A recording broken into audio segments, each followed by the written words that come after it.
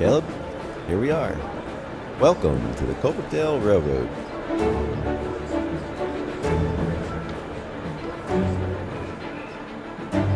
The railroad station is always busy with people doing all kinds of different jobs to make sure the train runs safely and on time. Many people work on the track crew doing all kinds of important work. They shovel ballast, that gravel and rock underneath the tracks so they're level and sturdy. They lay down those square beams of wood called ties, and they hammer railroad spikes like giant nails through the tie plates to keep the tracks in place. It's painstaking and low-paid work. Recent immigrants like those who came here from China and Ireland and Black Americans freed from slavery ended up on the track crews that built the transcontinental and other railroad tracks across the country. This country owes a lot of its success to them. Ah, there's my pal Ethan, the engineer. It's his job to operate the train's engine and inspect it to make sure it's working properly. Remember when I taught you about Morse code? Yeah, it was invented to send messages using dots and dashes. Right. The train and station are so loud, it's easier for the engineer and brakeman to talk in code using flashing lamps. Speaking of Morse code, here's Miss Clara, the telegraph operator. Hello, Clara. Hey there, Caleb. Are you excited for your first trip on the Dawn Treader? I sure am, Miss Clara. Caleb and I were just talking about Morse code. I do know all about Morse code. It's the way we telegraph operators send important messages to one another all day. And have you heard the news about the telephone? It's really catching on nowadays. You two better get going now. Have a wonderful journey, you adventurous travelers. Good day to you, Miss Clara. Thank you, Miss Clara.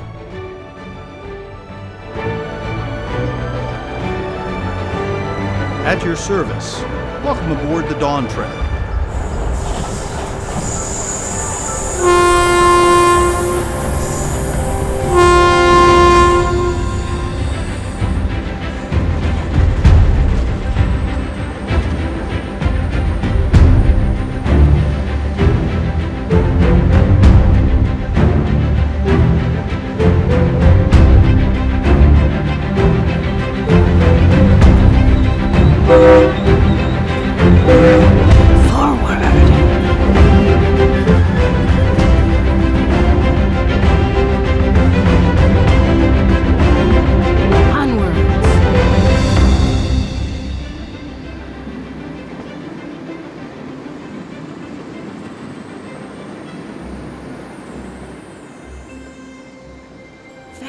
Faster.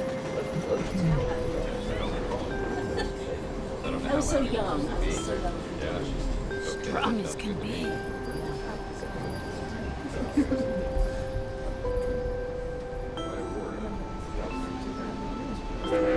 Onwards.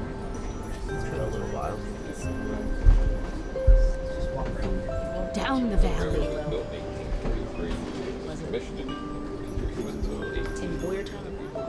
Ticket, please, young man. Sorry to have startled you. No, sir, it's just I heard. You wouldn't be the first passenger to tell me they heard voices. Speak to them. Sometimes they say it's the valley's voice that they actually hear. Thomas Edison was one of those passengers.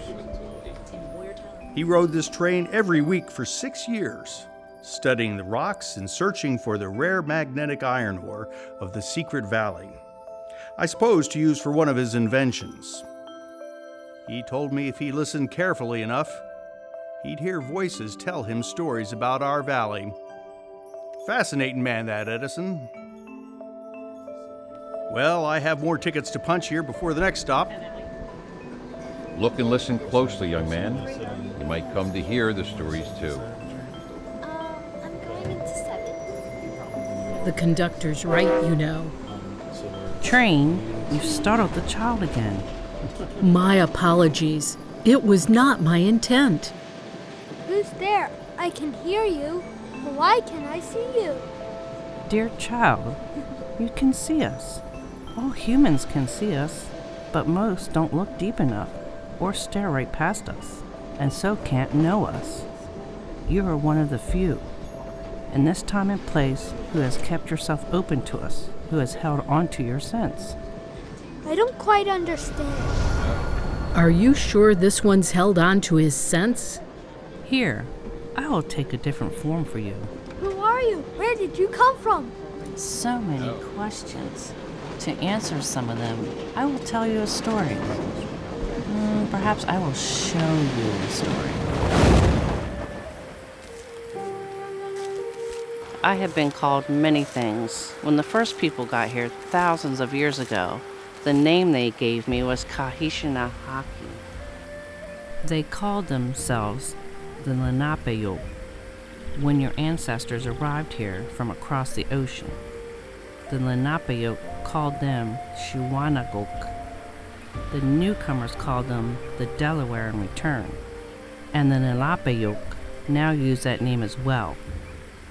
Your ancestors brought their knowledge of trains with them to this place. But they made train with the iron, water, and trees of this land, Turtle Island, which you know now is North America. This is why train calls me Kahishinahaki. In your language, it means something like our Mother Earth. Your ancestors treated me quite differently than the first people, and their kin only seemed to treat me worse than the generation before them. Yet, I am still your mother, and I love all my children, even though some cause me to suffer. I'm very sorry about that, Kahef. You may call me Valley. This is how you know me best. I have enjoyed your visits and watching you play by this crook as you grew. Valley, how can a train have a name it likes to call you? Do you mean that the other voice I heard It's is... me! This is Train. She has many names. Most people call her Locomotive. Thousands of years ago, before the steam engine and the railroads of the iron and steel, she was called Wagonway. She rode along on wheels and tracks of wood, and was powered by horses and other animals. But I will let her tell her own story. I want to show off the rest of my beautiful cars to help tell my story. Valley, allow Caleb to move with you unseen. Now then, Caleb, walk through to my last car and sit near the stove in the back corner. While you walk, undoubtedly marveling at my beauty, I'll tell a story of trains and railroads. Beyond moving people and products around, our story is about the flow of energy and the innovation that transformed the way people lived forever. Until the Industrial Revolution, our wheels and the rails we rode on were made of trees. Still, many thousands of trees were used to make the railroad ties that hold our tracks in place. Many more trees would be cut down and used to heat water from the streams or pulled up from deep wells in the ground. When the water was hot enough, it turned to steam. You know what happens when a liquid like water turns into a gas like steam, don't you? You get the force that powered the Industrial Revolution. When water becomes steam, it creates enough pressure to push very heavy things, like the pistons of a steam engine, which push against a train's wheels and get them turning. It takes a lot of pushing to move something as big and heavy as me, not to mention all the freight and passengers I carry. Travel. From here they can connect up in Pottstown, and then from there to Philadelphia, and from there to New York. I want to make sure that if we invest in plants,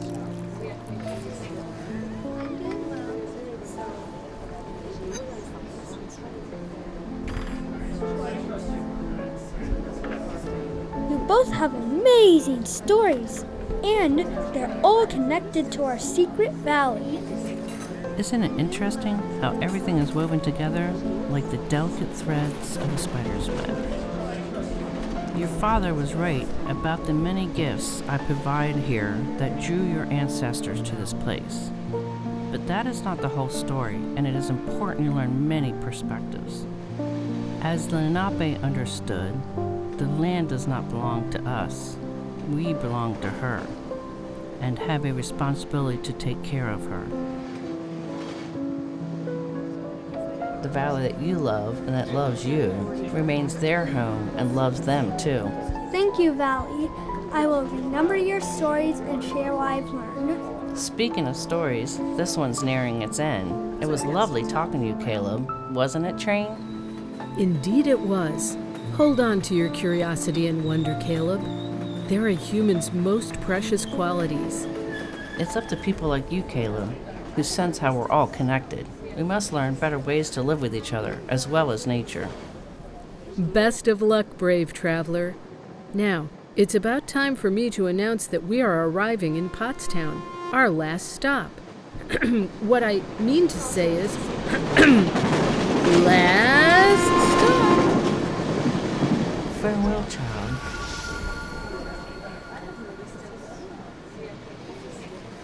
We're almost in the station, young man.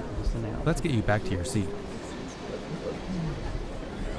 This train sure can get loud, can't she? It's a good thing she has this valley to cradle her and calm her back down. She's also a good seamstress as well, so she helps. All right now, enjoy your visit to Pottstown. Ah, there you are, Caleb. This is our stop. Where'd you go? I went on an adventure. The train and the valley could talk to me, and I could talk to them. They told me amazing stories, and I learned how everything is connected. Well, I'll be. Sounds like you have a lot to teach me now, Professor Caleb. I'm all ears on our walk to Grandpa's shop. Don't leave out a single detail.